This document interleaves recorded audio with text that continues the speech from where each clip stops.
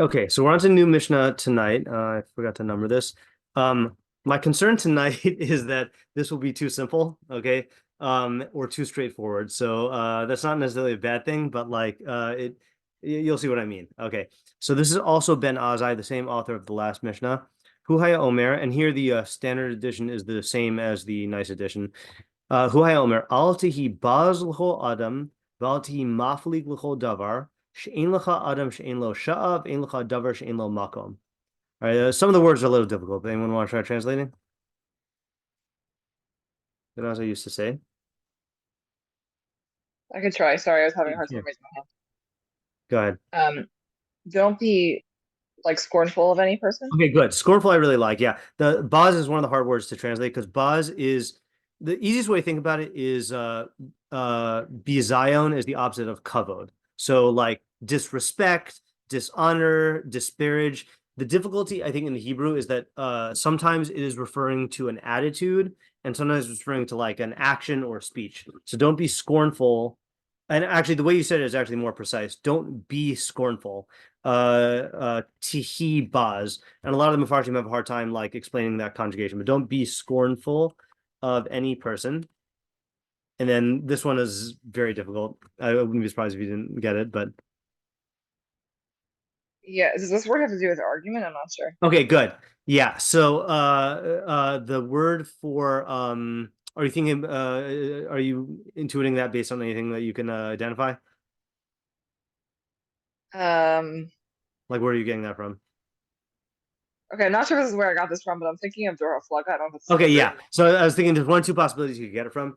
Either Dor Haflaga means the generation of the dispersion, or the Aramaic word for machlokus is plugsa. Okay. Um, so don't so it really means to separate. Okay, but we'll have to get a better translation when we look at the Mefarshim. Don't let me just see how this English translates it here. Yeah, I don't like this one. Don't maybe don't be dismissive, okay, of anything. Um, of any, yeah, let's say anything. I'll put it as two separate words. She'ein lecha adam she'ein lo shav, ein lecha davar she'ein lo makom. Okay, it doesn't like it.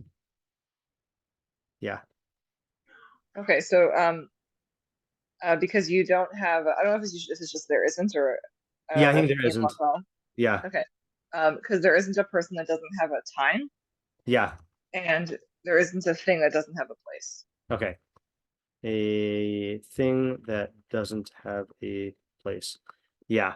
Um, yeah. I'll go on the other side of the hesitation that you had, because um she'ein lecha adam she'ein lo sha. I mean, literally, you don't have a person. Let me just change this slightly, okay? Because you don't have a person who doesn't have a I'll say a moment. I think that's probably better than time.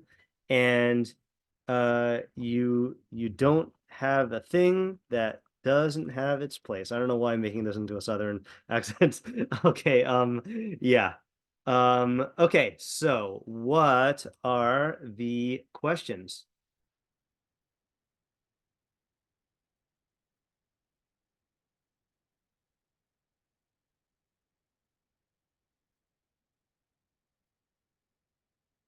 Ayala.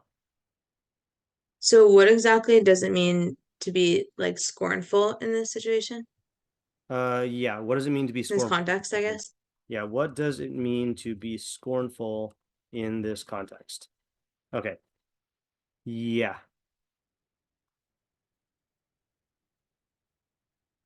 Anyone else? Yeah, tomorrow? I'm just gonna go through, I guess, but what does it mean to be dismissive here? Yep. Okay. What does it mean to be dismissive here? By the way, I don't think the questions are gonna be that manifold this time. Yeah. In this context. Okay, and I'm just gonna use the Hebrew here. Baz and Maflig. Yeah, tomorrow. What does it mean for a person to have a sha'ah or not have a sha'ah? Yeah, okay. So what does it mean for a person to have a or not have a sha'a? Yeah, and Ayala? is that really true? Okay. Like, I mean, I guess it depends what we say it would mean, but I feel like there could be things which are just bad and like Okay, right. Okay. So is this Mishnah or is this Mishnah's reasoning true? True. Okay. Aren't there people and things that don't have a sha'a or makom? Okay, I'm gonna go ahead and just fill in the question, the counterpart question. What does it mean for a thing to have or not have a makom? Yeah. Tomorrow. Oh, 1 second. I have to. Sure, that's fine. I'll be back. Okay. Okay. What else? Yeah, tomorrow. What's the relationship between the like advice and this comment at the end that the person would have a place? Okay, yeah. So Like, how does the beginning follow? okay, I didn't quite catch all of that, but I'll try to fill it in from what I heard. What is the what is the reasoning? The reasoning here, like what is the relationship between the second half and the first half? Yeah, okay, good. Yeah, Ayala? I guess who's the audience of the pasuk? Yeah. And if it's a chassid, then I don't Okay. know if To it makes me, it stronger or less. that's going to be the biggest question here. Okay, is who is the intended audience? Intended audience of this mishnah, and if it's a a chassid in training, why does he need to be told this? Okay, and this is going to be more difficult when we get to the mafarshim here. I guess along the lines of that, let's just ask either way, I'll keep this in the same question. What is the hava amina? Meaning what would we have thought if he didn't say this? Yeah, if Ben Azzai didn't say this. Ben Azzai. How do you spell Ben Azzai? Oh, it doesn't. It's not here. Ben Azzai, I think, like that. Okay.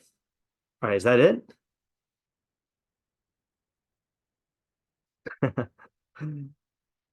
Yeah, tomorrow. I guess what is the thing? What is the parameter of what's called a davar in this context? Yeah, right. Okay, good. So what type of davar? What type of davar is being referred to here? Yeah. Okay, I feel like that's it. Okay. Since this is gonna be a very short night. Anyone have any intuitions or any ideas? We have time to like take our time with this.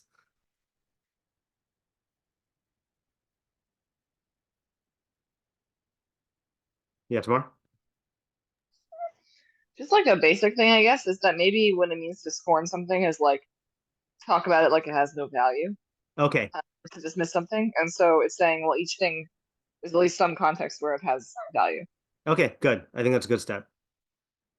We got a visitor here on Lauren's side. All right. Okay. Yeah. All right. Should we go to Mefarshim? Okay. So what we're gonna see here is Ella. Just another idea. Maybe it's like specifically talking about when the chassid is interacting with other people. That like maybe it could be easy to scorn something which seems bad or unreasonable. Maybe that's not really the way to get. First of all, to like talk to people in terms of like to get them to change, but also like it's not even necessarily true that like if a person is doing something bad or whatever, like maybe it's more proper to like redirect that thing that they're doing or something like that instead of just like scorning the thing itself. Okay, that's a good approach for assuming that this is a chassid, which is that thinking about it in terms of who the chassid is interacting with and how he might be tempted to like bring about the good, and this is saying no, that's not the right approach. So I think that's like a good paradigm for a good step towards the right direction here. Okay, So what we're about to see is several Mefarshim who, to me, sound like they're saying the same thing. Oh, it's so strange. There's someone on the apartment building across from me that I have to take a picture of this that looks like Spider-Man. It might be my friendly neighborhood Spider-Man. I'll have to hold on. I know we learned a mishnah that says you're not supposed to like look outside and comment on the tree, but like this is the superhero. Okay, I'll have to send it to you guys later. It's just so surreal. Okay, anyway. Okay, so we're about to see a bunch of Mefarshim that seemingly say the same thing. The question is, are there well, the question is going to be what's the main idea, but also what are there differences? Okay, so I'm going to read Rambam and Rבינו Yona. Oops. Did I do? Yeah, I did Rambam twice here. I'm gonna do Rambam, Rבינו Yona, and then we'll see if they're saying anything different. Rambam says Yomar l'chol adam. He's saying that l'chol adam, for every person, it's impossible that there won't be some opportunity where he will be able, even the smallest amount, kol shehi, where he will be able to cause harm or benefit. Even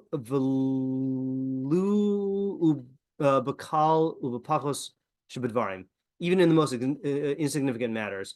And if you disparage him, then he will afflict you in this small way. Okay, so that's the Rambam. Rבינו, hold that in your mind. Rבינו says, don't disdain any person, doesn't dismiss anything. All right, I didn't know how we were going to translate it, so I think I have to change this. Don't scorn any person and don't dismiss anything. You should not scorn any person, even an unimportant person.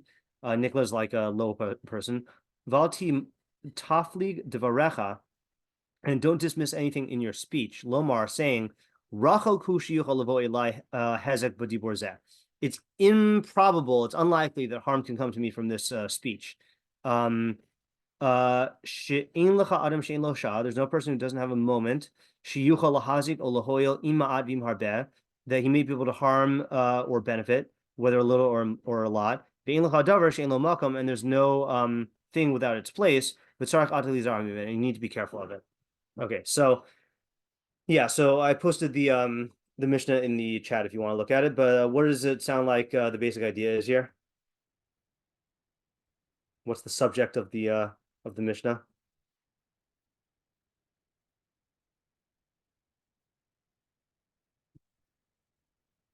Yeah, Ella?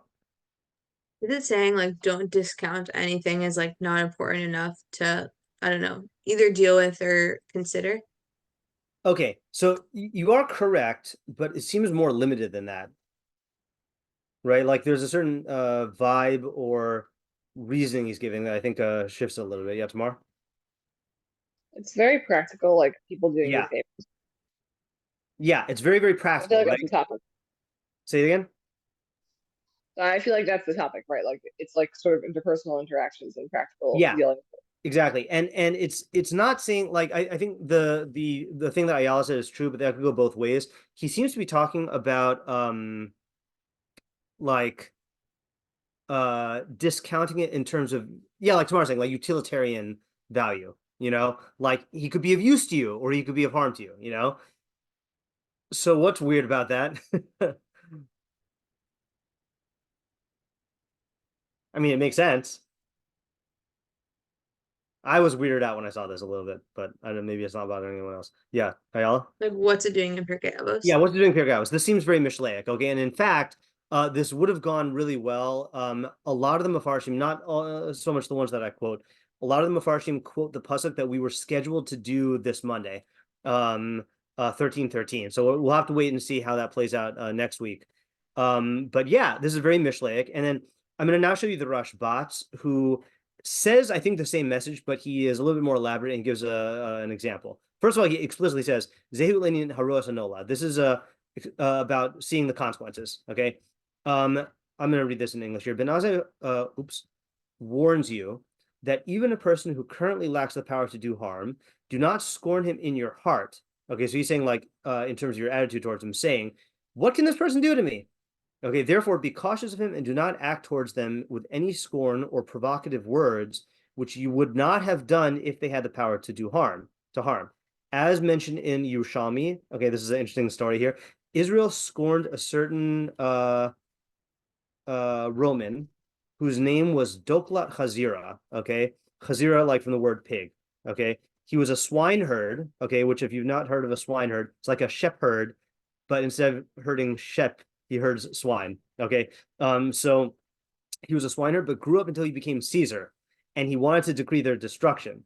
The sages of Israel went to him in an attempt to annul the decree, and he said to them, you scorned me, and I will take my revenge on you. They said to him, we scorned Doklat Chazira, but now you are Diocletian the Caesar. I actually meant to look this up. Diocletian was an emperor. Oh, he looks like a swineherd. Diocletian was 242 or 45 to 311. Let's just see if they say anything about the Jews. Oh, look, the Talmud includes several semi-legendary accounts of Diocletian. One of them recounts that Diocletian was originally a swineherd, and in this part of his life, he was teased and abused by young Jews. Oh, actually, so I want to read you this other account. Okay, so there's an account in Berashit Rabbah, okay, which I actually read briefly on Shabbos, but I just looked it up in the translation here, so I haven't read this fresh. I haven't read this translation. The Emperor Diocletian was a swineherd near Tiberias. When he would come to the study hall of Rebbe, the children would go out and strike him. Okay, I guess like, what does it say in the Hebrew here? They would go out and nafkin. Oh, sorry. Minuka nafkin umachayan. I don't know what umachayan means. Okay. Sometime later, when he became emperor, and he descended and resided near the Panias or Pamias, and he sent directives to Tiberius just before night. Oh yeah, I did read this. He sent directives to Tiberius just before nightfall on Thursday. I decreed that the prominent leaders of the Jews shall appear before me on Sunday morning. He commanded the emissary and said to him, do not deliver the directives to them until sunset on Friday. Okay, so he's trying to like maximize like the Shabbos anxiety. I don't know if you've ever had the experience of like you get a text or an email like right before Shabbos and like you don't have time to look at it, and it's from someone who like gives you anxiety. So Rabbi Shmuel Bar Nachman went down to bathe. I don't know if this is on Shabbos or maybe before Shabbos. He saw Rebbe standing. No, probably. Yeah, I'm not sure. He saw Rebbe standing before the great study hall, and he saw that his face was sickly. He said to him, "Why is your face sickly? Such and such directives were sent to me by the probably supposed to say emperor." And he said to him, "Come and bathe, as your creator performs miracles on our behalf." They entered to bathe, and the demon Arginitin came and was laughing and dancing before them. Rebbe wanted to scold him. Rabbi Shmuel Bar Nachman said to him, "Leave him alone, as he sometimes appears for the purpose of miracles." He said to him, "Your master is in distress, and you are standing laughing and dancing?" He, the demon, said to them, "Go eat and drink and observe a fine Shabbat, as your master will perform miracles on your behalf, and I will have you stand before him on Sunday morning." At the conclusion of Shabbat, after the service, he took them and stood them outside the gates of Panias. They entered, and they said to him, to Diocletian, "They're standing before the gates." He said, "Close the gates." He, the demon, took them, and the rabbis placed them on the city wall. The servants entered and told Diocletian. He said, "I decree that they should heat the bathhouse for 3 days, and then they will enter, bathe, and come before me." They went and heated the bathhouse for 3 days. Okay, so I in my edition of Midrash Rabbah, it says that he was basically trying to like kill them. Okay, like heating the bathhouse to the point where it's intolerable.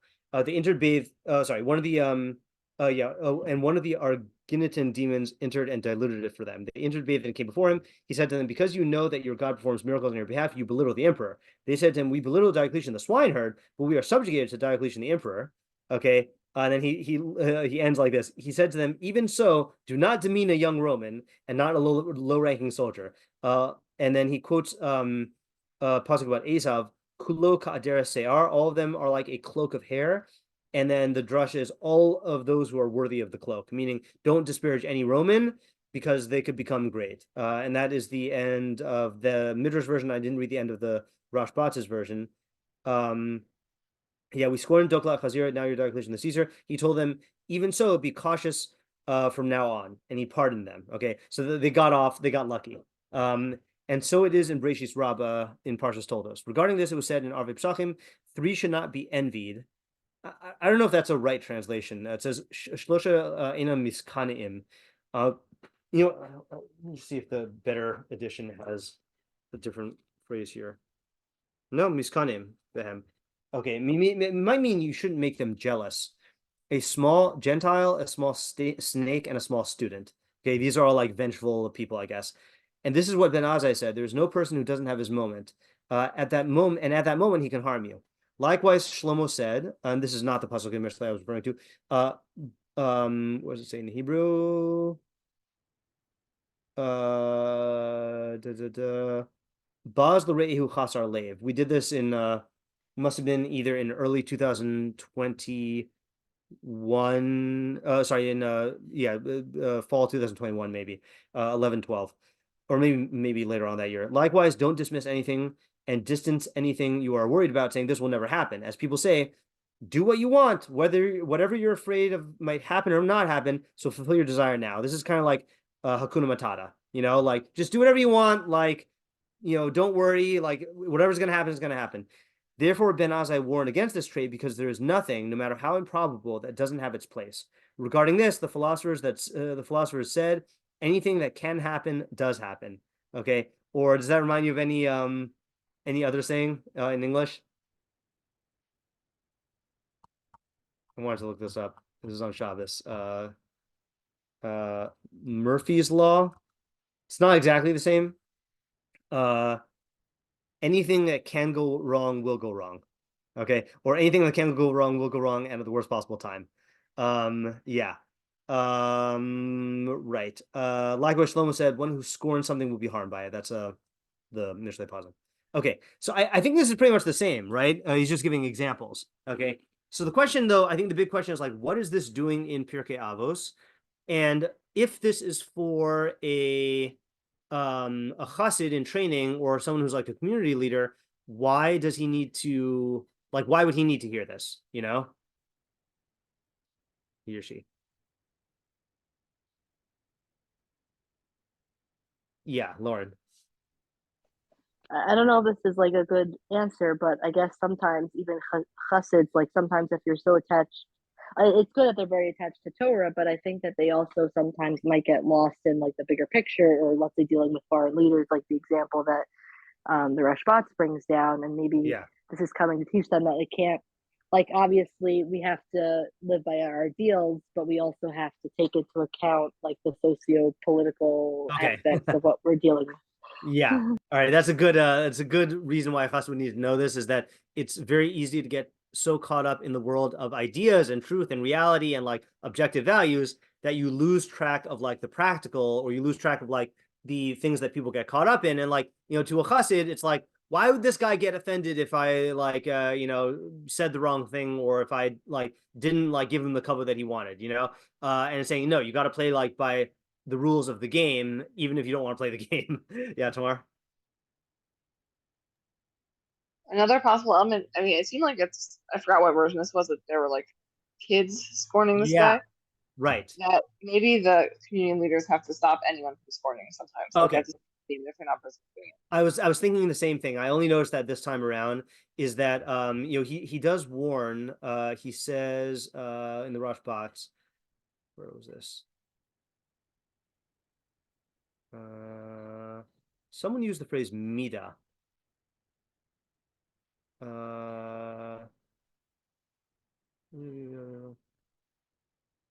Okay, maybe it wasn't here, but he said like you should be careful about this mida of scorning people, and yeah, in that story it was the kids who scorned him, and it came back to bite not just the rabbis but like the whole Jewish people.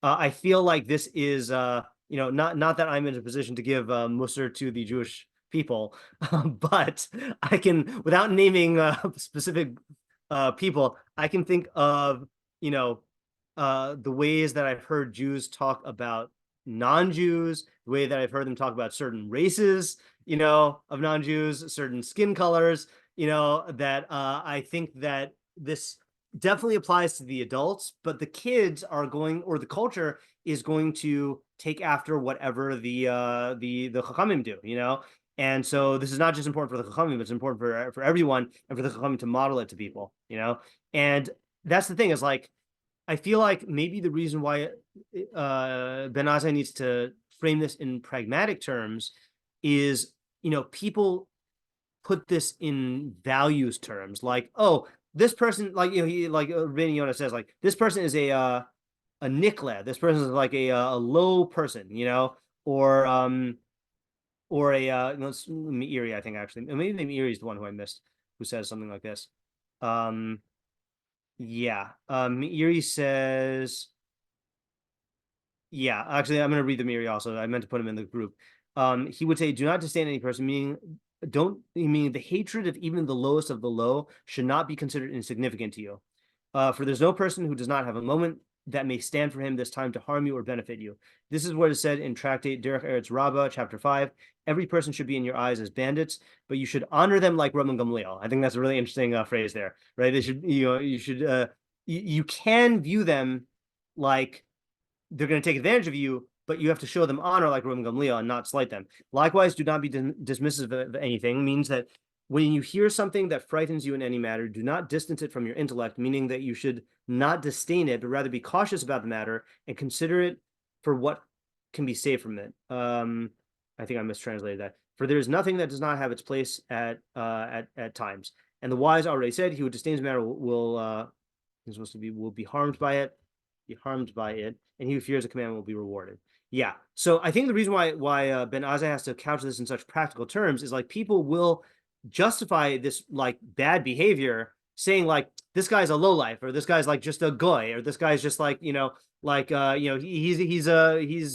doesn't matter anyway. But it doesn't matter whether he deserves the kavod. What matters is, what is he going to do if he feels disrespected? And likewise, it doesn't. This is so. The person is so out of the Mishlei framework that like they discount probabilities, and like the Rashbat says, anything that can happen does happen. So you need to take that into account. And I'm sure we can point to many cases. Here's an example of this. Okay, you tell me. Anyone think of an example where someone got disrespected and that ended up being really bad for the entire Jewish people? I know that sounds really very vague, but Is Ayala? it Haman? Oh, I was thinking. I wonder if anyone was going to think Haman, but I want to hear what Ayala was going to say. Yeah, Ayala? I was also just going to say Oh, Haman. yeah? Tomorrow also? I was gonna say Bar Kamsa. Yeah, I was going to say Bar Kamsa also. Yeah.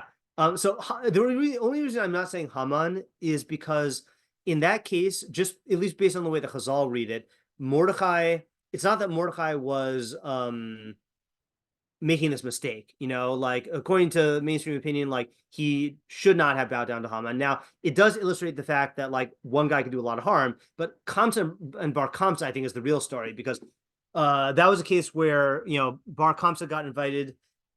I always forget who was what, but the wrong guy got invited to the party, and the host like dissed him, and like he tried to bargain with him, and like the rabbi said nothing, and they allowed this disrespect to go on, and like that ended up again with Rome, he ended up informing on the Jews, and like it ended up leading to the whole destruction of an exile. So like that's an example of this. Yeah, Ayala. So I had a question at the end of the Meiri. Yeah, let me go back down to the Meiri. Yeah. So I understand what Meiri, maybe some of the other Mefarshim said this too, but that like you should be careful about not harming or disrespecting or scorning or whatever people, because people can harm you. But I feel like a few of them have mentioned maybe like ideas. Yeah. Okay, good. So what does that mean? Okay, so that takes us to Rashi. Okay. Actually, hold on just 1 second. Maybe I don't want to go to Rashi yet. When you say ideas, are you talking about the possibility and impossibility thing? I think so. Wait. Okay, let me go back to Meiri. In the Meiri. Yeah, Meiri. Yeah, don't distance the matter from your intellect. Yeah, I think. Yeah. Okay. So either that is talking about the probability of the person harming you, or the the thing coming about. Or like talking about probability in general. Like, what would be an example of this? I mean, people do make this mistake. Yeah, it's funny. Funny you mentioned Bar Kamsa, because I think we did the pasuk this year at Tish B'Av of Ashrei Adam Mefachei Tamid. Happy or praiseworthy is the person who's constantly fearful. That's like the beginning of the Gemara of Tish B'Av. And we said that, like, it doesn't mean that you should like cower in fear about improbable things, but like noting that they can happen and not allowing yourself to categorize it as totally impossible, I think is wise. And so he might be talking about that kind of thing. Yeah, Lauren.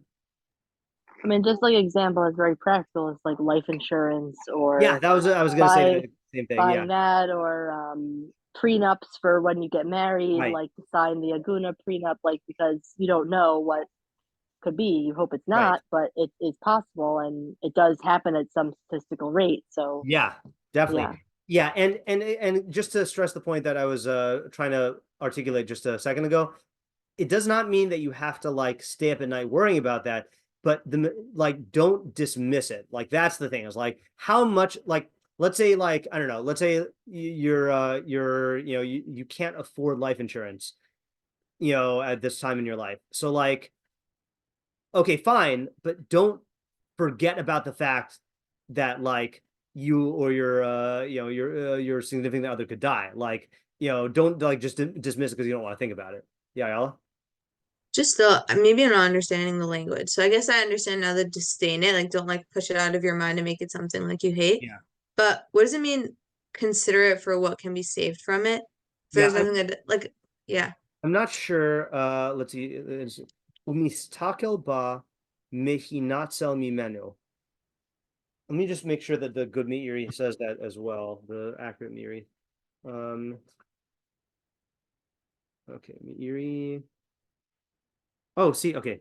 See, this is why I'm violating my own rule. This is why you should always use the best manuscripts. So the Torah Chaim one says, Ella havichoshesh b'davar umishtadel bo lihi natzel mimeno. That makes a lot more sense. Lihi natzel mimeno. And strive to save yourself from it. There you go. Okay. Yeah. Okay. Before I go to the Rashi, which is what you were asking about the ideas, I actually want to go to the Sforno, because Sforno is more similar to this. But I personally like the Sforno the best. Surprise, surprise. So he says, Al tihi baz l'chol adam, afilu l'osam b'nei adam shelo yadata, even those people whom you don't know, v'lo ye'os lecha l'chabdam, and whom it does not seem appropriate for you to honor, im heyoscha machabed zabrios, even though you honor people in general, okay, as Ben Zoma taught. And I'm adding that in because he says, Al tihi baz. So I got this from the footnote. The footnote says, Hatana bala hosif al masha amar ezihu mechubad hamachad v'esabrios. So this Tana is coming to add to what was said by the previous Tana, who is honored, one who honors people. V'amar, and he says, Shagam hamachad v'esabrios, even one who honors people, mikomakom yesh anashim asher enam ru'uyim la'oso akavo. There are people who are not worthy of that level of honor. V'amar Tana, but this Tana says, Shagam la'osam anashim al kopanim lo yeh baz. He's saying, nevertheless, don't scorn them. Okay, so Sforno is he's saying there's three levels there. There's like honoring in a positive way, and then there's disrespecting, and then there's like neither, So he's saying even if you're not going to honor them, be careful not to disrespect or scorn them. Okay. And then he says, and do not be dismissive. V'choshev lenimna es ha'efshari im heyoso racho. Okay, so I translated this as do not be dismissive and consider that which is possible but improbable to be impossible. Because sometimes it will come to pass. Therefore I said, well, in the previous Mishnah, that you should flee from transgression. and do not consider it impossible, meaning don't consider transgression impossible, lest you stumble in it, v'nimshach mimena, and uva nimshach mimena, and that which is which follows from it. Kinyan Shlomo, like Shlomo Ba'amro, who said, Ani arbev lo asur, I will add more wives than I'm allowed, but I will not deviate from Hashem. Vihine sar, but what happened is he deviated, v'garam hefsed malchus labanav, and he caused the loss of the monarchy for his offspring, the kilkul v'galas liyisrael, and he caused destruction and exile for Israel. Okay, now, similar idea here, okay, but what, methodologically speaking, what is the Sforno doing that is really cool, and that you would guess that that is making me like this so much? Well, what strikes you as different about the Sforno's approach versus the other Mefarshim, even though he's saying a similar idea?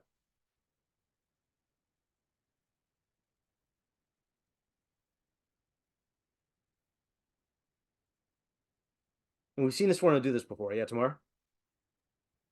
Oh, I don't know if this is what you're going for, but he's interpreting Davar to specifically be about Avera. Oh, that is true. Yeah, that is definitely true. That is not what I was getting at. But if you answer the question why he's interpreting as Avera, then you'll see what I'm getting at. I guess he's also connecting it to the last one. He's connecting it to the previous one and the one before it. Okay, so he starts with Ben Zoma, who says, you should honor everybody. And then Ben Azzai swoops in, says this thing about the Avera, and then says, yeah, and even if you're not honoring everybody, don't dishonor them, And then the Dover thing comes from Ben Azzai's previous statement. Okay, so if you had to unify this statement of Ben Azzai and the last statement of Ben Azzai, what do you think? What's the common theme? The last one being, let's just read the last one. Hold on. Avos 4:2 was you should run to a light mitzvah and run away. You should run to a light mitzvah like a severe one and run away from Avera. So what's the common denominator between that Mishnah and ours? Yeah, Ayala? Like be cautious of even things like seemingly small things. It's like look out for the little things. Okay, right? That's Ben Azzai's theme here, which again, I'm not knowledgeable enough in Pirkei Avos to have my own derech in this, but like it's very enlightening to me to see Sforno doing something like this, of like connecting the mishnayos together. In terms of ideas, I don't think he is saying anything new. I think he is bringing out what the Meiri said in a more eloquent way.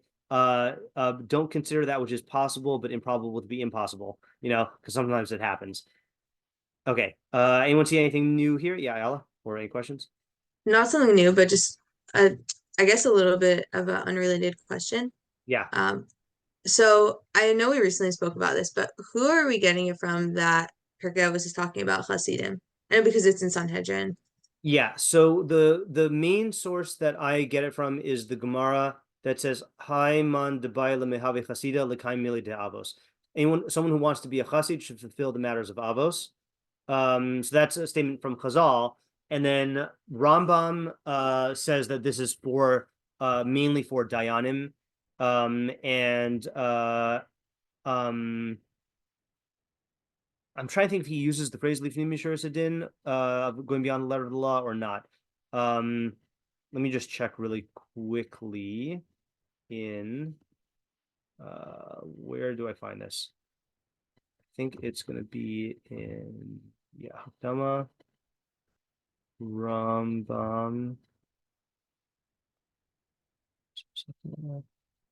Actually, let me see if he says chassid. Yeah, he's the one who quotes it.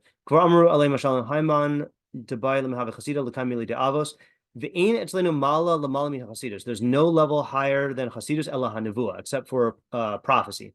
And chasidus is what brings you to prophecy. Kamosha amru, as they say, chasidus mevi l'dei ruach hakodesh. Hine hisbar midivrem shehamase b'musari zos hamasechta maybe el hanevua. So he says the what do you call the conduct, the ethical conduct in this Masechta brings you to Nevuah. Mivneshi kolelas chela gadol mimalos amidos v'hinenu asidim levar amitas davar. So it's going to explain these things. So he holds it's really to get you to become a chassid and to prime you for Nevuah. So that's the main source where I'm getting it from.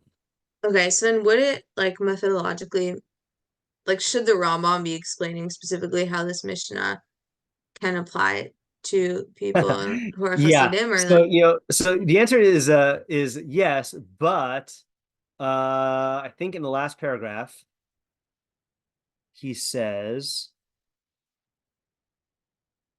wait, no, maybe it is in his, hold on.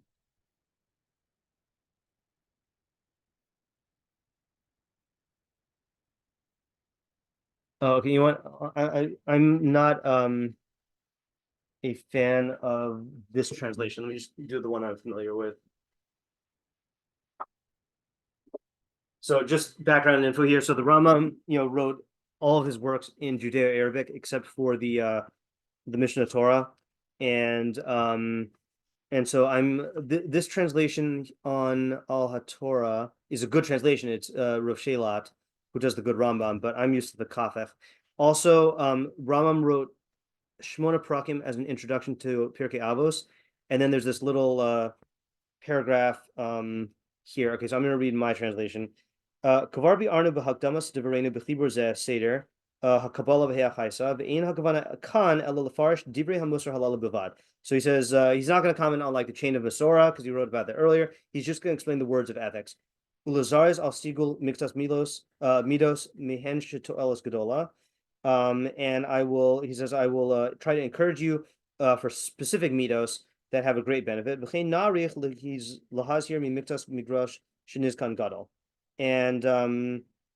And we will we will warn you about certain bad midos that have a lot of harm.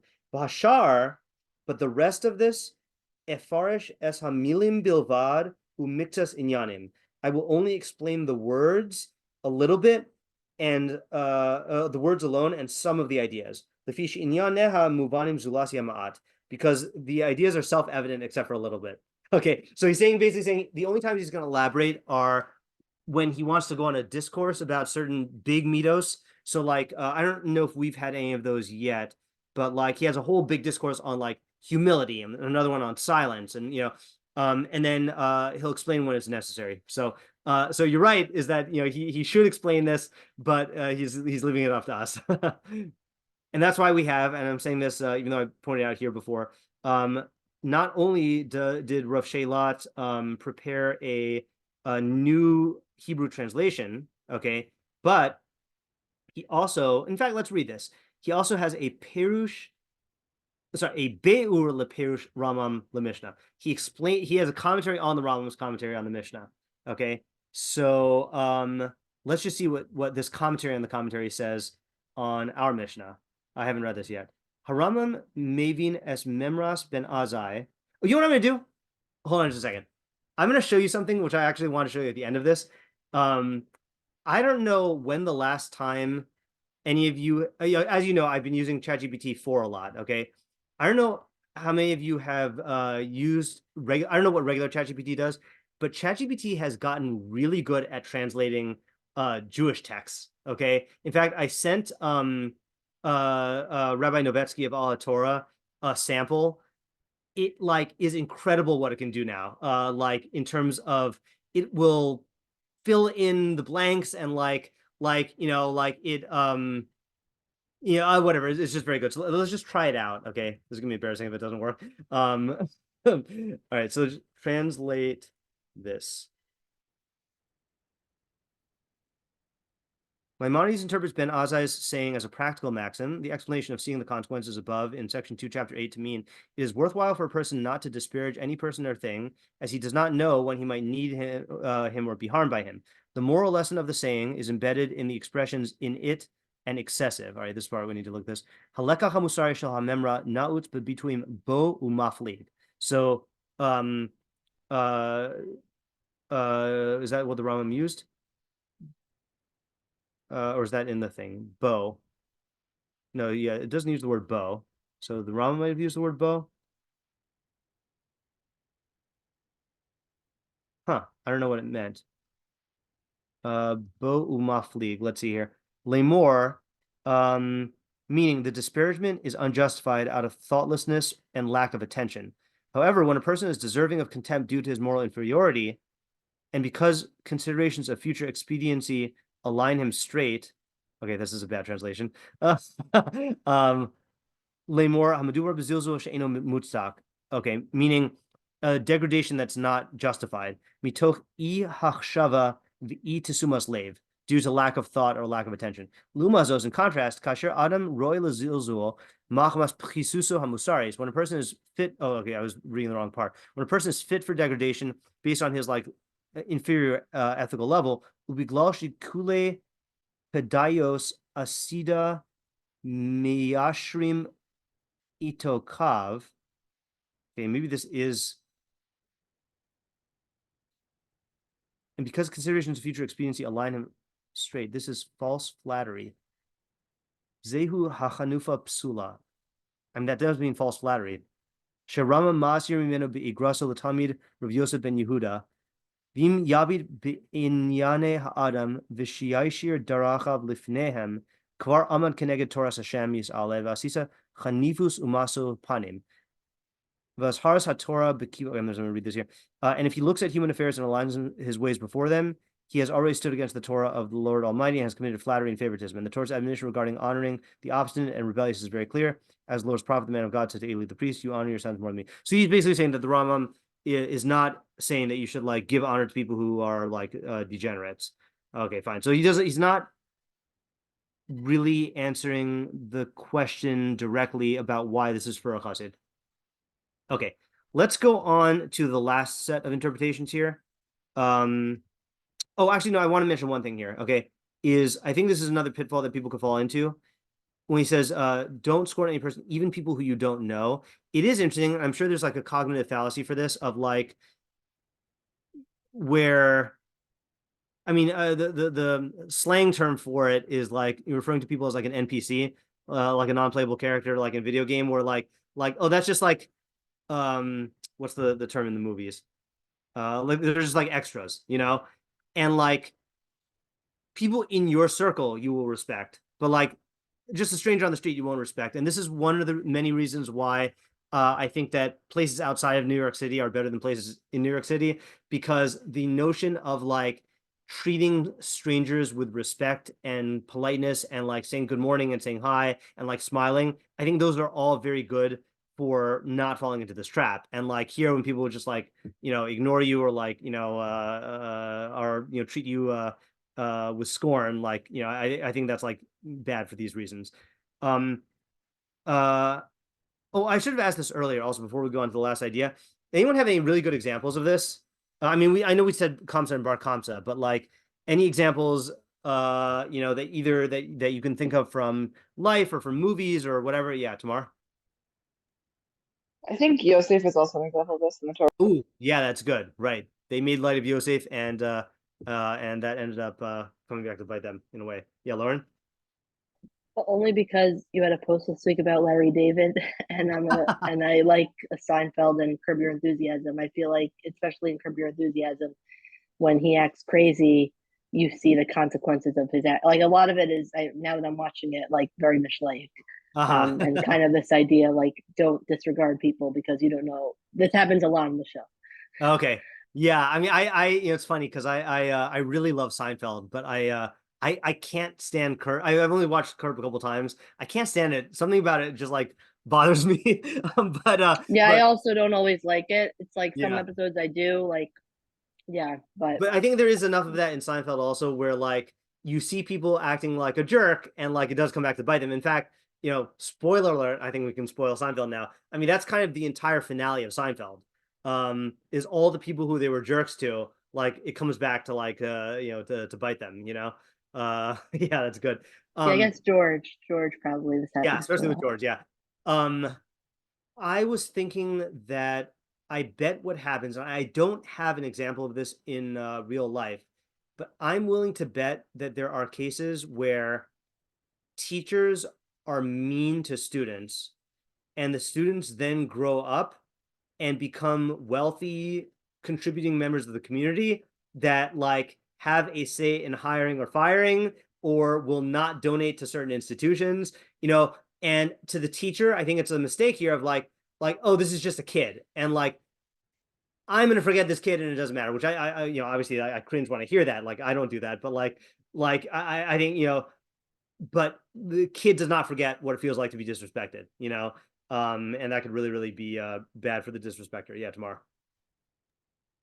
This is a question I was actually thinking about before, which is like, um, you can disrespect someone or you could just do something they don't like. Like, let's say you're a teacher and somebody wants extra credit and you don't give it to them. It's not Right. necessarily disrespect, right? But they might still not like you later. Yeah, that's true. And I think that's why, like, you know, you have to take reasonable precaution. Like you can't like the Rambam was saying, like you can't flatter them, you know, by like just bending to their will, you know, especially if it's bad for their development. But yeah, at the same time, let's say you're forced to do that, that's where the second half of this comes into the picture, which is you know, that there, you know, it might be improbable that this is going to harm you, but you need to be aware that this might harm you, you know. And I actually do think of this sometimes about like, you know, if there's a kid who deserves, you know, who keeps on getting really bad grades and I keep on having to give them really bad grades, there is a chance that they're going to complain and I have to be like wary about that, you know, like you know, you know, and people could do like irrational things in that way, and I'm doing my job, but like they're still creating trouble, you know. Another thing also I want to mention, because we read it really quickly, is the Shlomo example. I think it's easy to make this mistake in terms of halacha, especially durabanans. And now I know this is not a durabanan, but like, you know, there are durabanan, many durabanans that are don't violate this lest you come to violate that, you know. And oh, I came up with an example of this, you know. Okay, this is a real life story. That and I'm not gonna go, you know, maybe I don't want to record this. Yeah, I don't want to record this only because I'm not 100% sure how halachically like people take this. So I'm gonna pause the recording again. So the moral of the story is like it's very, very tempting to treat durabanans lightly if they're set up for precautionary things, but like, you know, they're set up as precautionary things for a reason, you know, and like you know, it might be that one time that like leads you to violate the doraisa, you know. So yeah. Okay, let's do the last interpretation or last set. Okay, so this is Rashi and Rav Yaakov Rabbi Shimshon. I forgot who he is. He is somehow in that school. Like I don't know if he was one of the Bali Tosfos or a student of Rashi or contemporary of Rashi.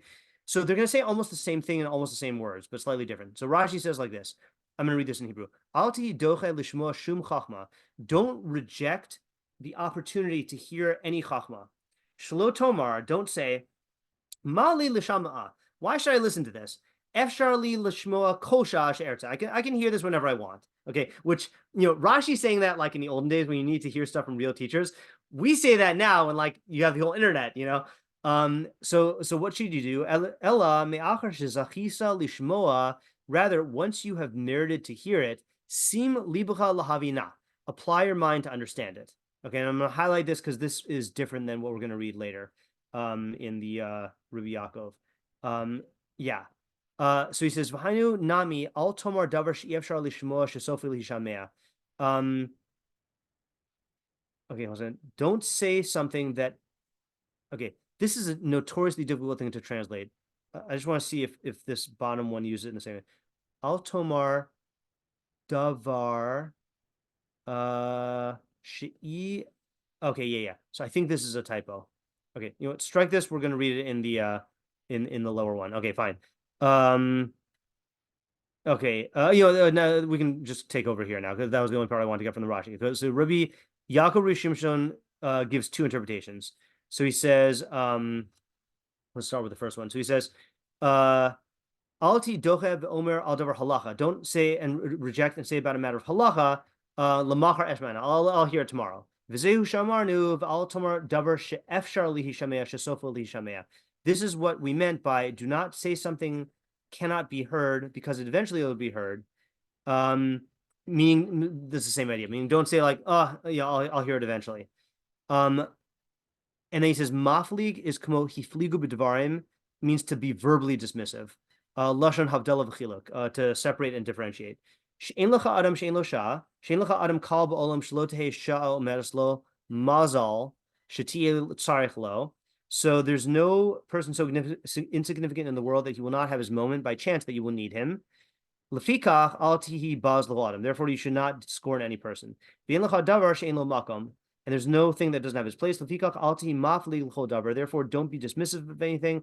Deshema im tidche atzmecha achshav shuv lo tishma'ena. Maybe if you reject it now, you will not be able to hear it again. V'sof ada tzarich la. And in the end, you will need it. Ve'enecha yoda, and you will not know it. Kaki balti. Okay, so that's his first interpretation. Okay, so he is saying this about Chachma. Okay. So what is the Chiddush here? Again, same vibe as like the other Ben Azzai interpretations about like, don't discount something.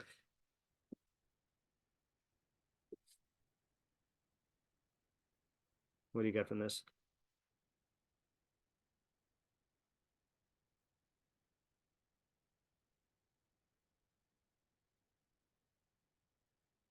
Yeah, Ella? That like things may only come up once, so take the opportunities you get.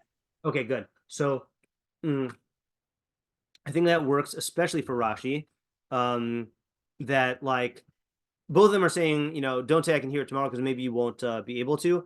But the practical ramification is pay attention. Pay attention now. Okay, so that's one part of it. What else is he saying? Or are they saying?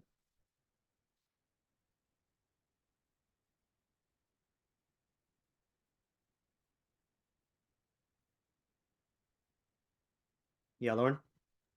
Is he saying like not to push off the learning either, or like to say tomorrow I'll learn that matter? Yeah, or... he is saying don't push off the learning, and that's a common message. The only thing that makes me question whether that is the intent here is there is another statement in Pirkei Avos that says al tomar don't say when I'm free, when I have free time I'll learn, because maybe you won't have free time, and that's definitely about the activity of learning.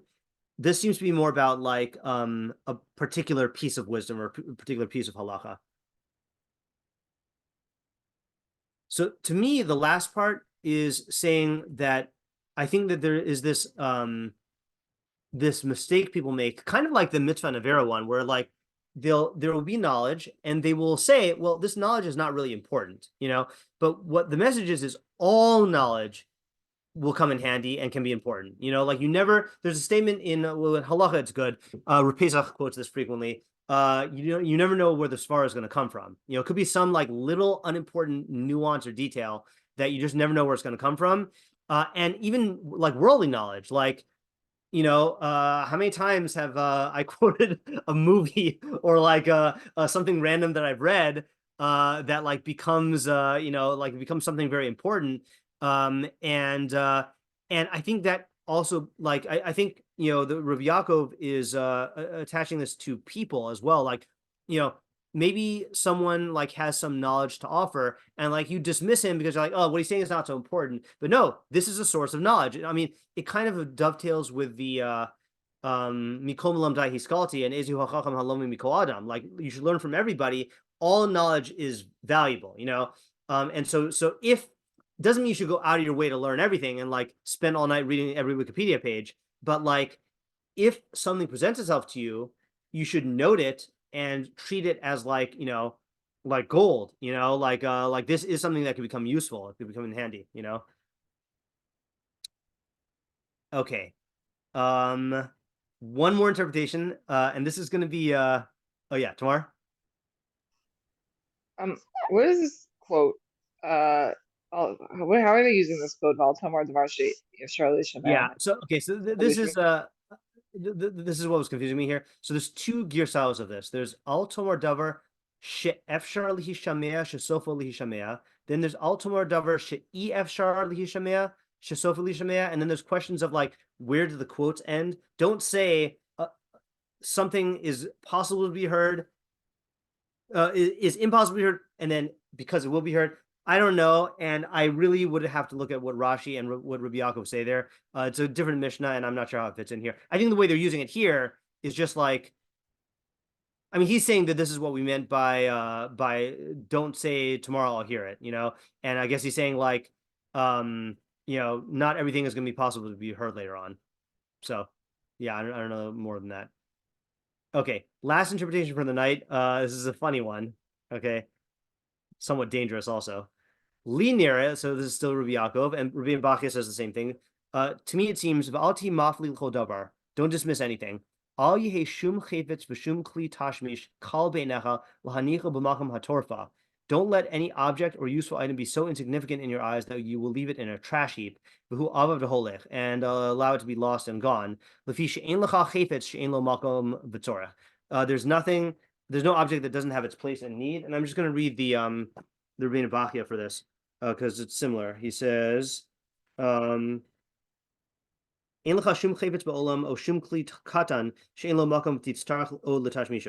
no object in the world or no small tool that doesn't have its place and that you will sometimes need.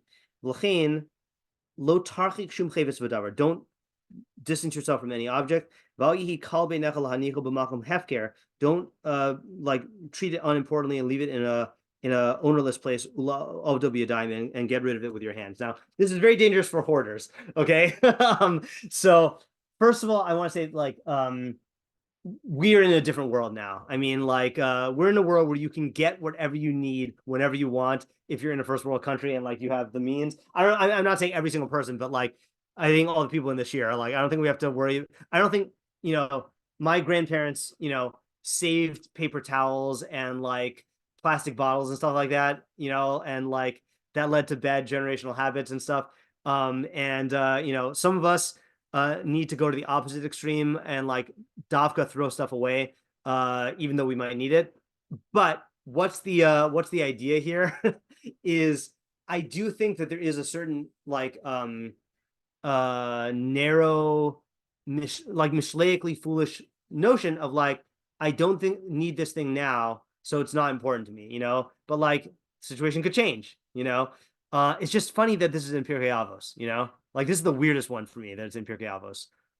Like really, it's like, storage advice. Yeah, but I wanted to read it anyway because it's amusing. Okay. So we got some ideas. I mean, it seems like it still is bothersome that this is Mishleic, but I think that we came up with reasons for this. Let's just quickly go through our questions here. So what does it mean to be scornful? So either it means to scorn it in your mind or your heart, or it means to like verbally scorn, like disrespect. Maflig is similar, or to dismiss it verbally, or to say like it's improbable, it's far off. What type of davar? Okay, well, we're either talking about a thing that can happen, or we're talking about a statement of halakha, or we're talking about an object. What does it mean for a person to have a shah or a place to have a makom? Is some opportunity or some circumstance where like it can harm or help or be of use. What is the reasoning? So the reasoning is exactly the Mishlei point, which is that like you never know how the future is going to turn out, and probabilities are possibilities, not impossibilities, and this thing could affect you in a really, really disproportionate way. Like that swineherd that like your son was making fun of could decree destruction on all the Jews. As an example of this, I mean, like how many people? I mean, I don't know how many. What do you call like? Okay, I could use two examples. I'll use both examples. There were two people who were viewed as entertainers. Okay, who were on TV, who were viewed as just celebrities, who eventually became world leaders. Okay, recently there was Donald Trump, and then there was Zelensky, right? The prime minister, president of Ukraine, right? That he was a comedian, and he's now like saving his people, so like, people I'm sure made fun of them and said this person's never going to be in a position of real power. Well, guess what? That happened. So that's another example. Okay. Is the Mishnah's reasoning true? Yeah.